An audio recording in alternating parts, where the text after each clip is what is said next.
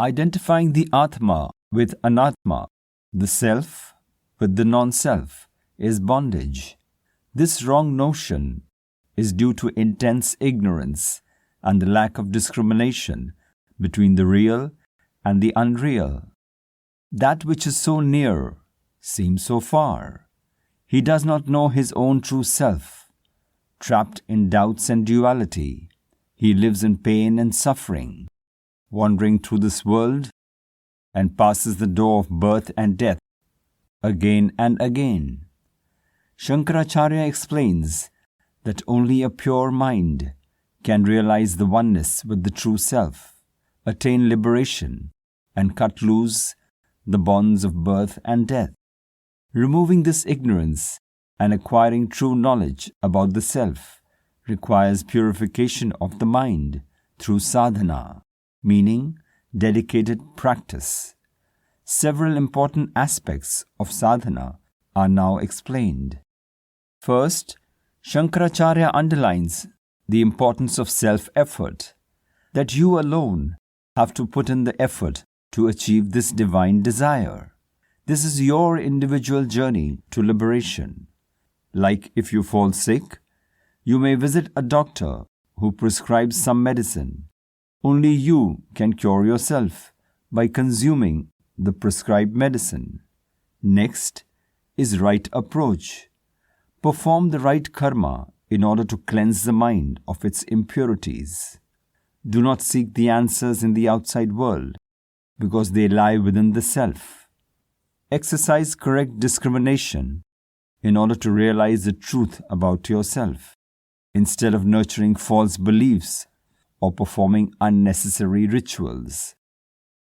Stay away from the trap of sense organs. They will cheat you.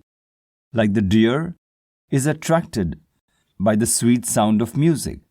The hunter plays some sweet music, and the deer moves towards the source of this music and gets trapped. The elephant is attracted by the sense of touch. Poachers use a trained elephant that rubs against an elephant of the opposite sex, which follows it, only to fall into the large pit covered with straw and is captured. The moth is attracted by the light of the fire. Its sense of sight leads it towards the fire. It ultimately falls into the same fire and gets burnt.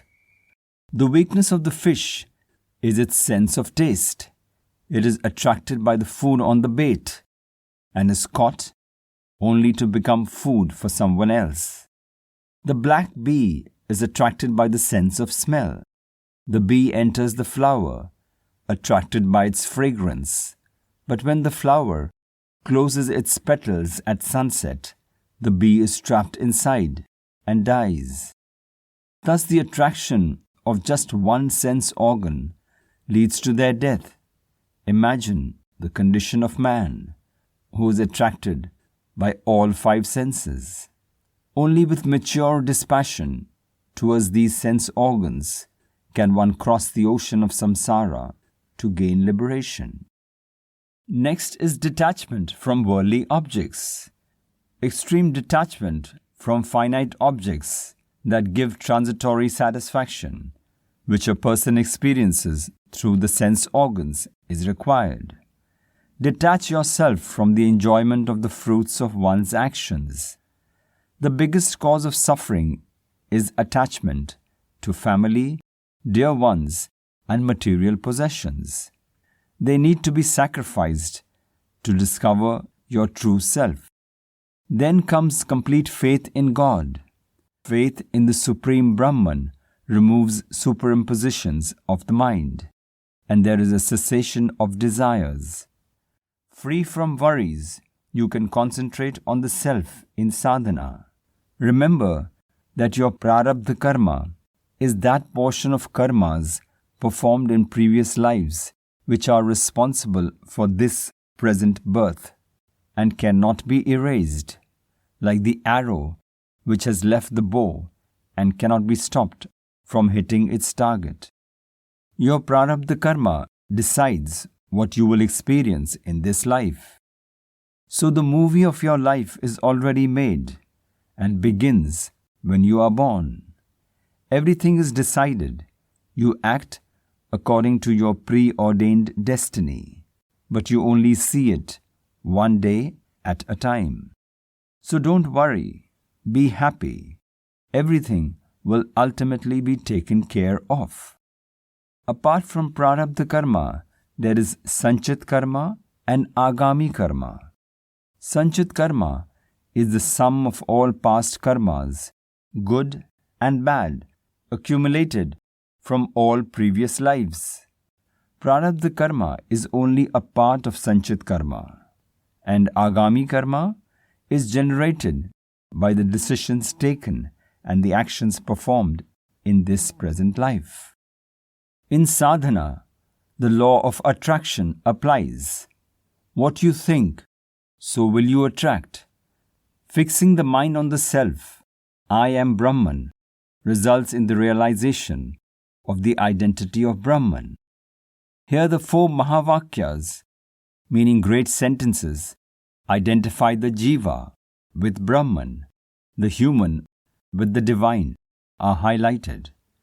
Meditating on Tattvamasi, meaning that thou art, that you are Brahman, is taken from the Samaveda. Prajnanam Brahma means consciousness is Brahman, is taken from the Rig Veda. Aham Brahmasmi means I am Brahman, I am divine, is taken from the Yajurveda. And the 4th Mahavakya is Ayam Atma Brahma, means the self is Brahman, is taken from the Atharva Veda. These Mahavakyas strengthen the identification of the self with Brahman, that Brahman art thou. Note that the person who is attracted by the real becomes real. Next, one must do away with upadhis or titles like father or mother, son or daughter, doctor or engineer, or those based on caste, creed and color. This will bring you closer to your own true self. When you meditate in solitude with a quiet mind, with no speech or activity, the mind is controlled. Egoism is destroyed and the bliss of Brahman is realized. Hence one must strive diligently to purify the mind. Like gold, when heated in the fire, gives up its impurities and reveals its pure natural shine. So does the mind, through sadhana, give up the impurities of rajas and tamas to reveal the reality of its own true self. Only then liberation is possible. There is no greater danger in sadhana than carelessness about one's own true self. From this comes delusion, giving birth to ego, which creates bondage, resulting in pain and suffering. So inadvertence with regards to concentration is strictly prohibited. The sense objects are the root cause of deviation from one's own true nature. So one should strive to control the mind and all that it is associated with. When this internal and external detachment takes place, you experience an abundance of everlasting bliss.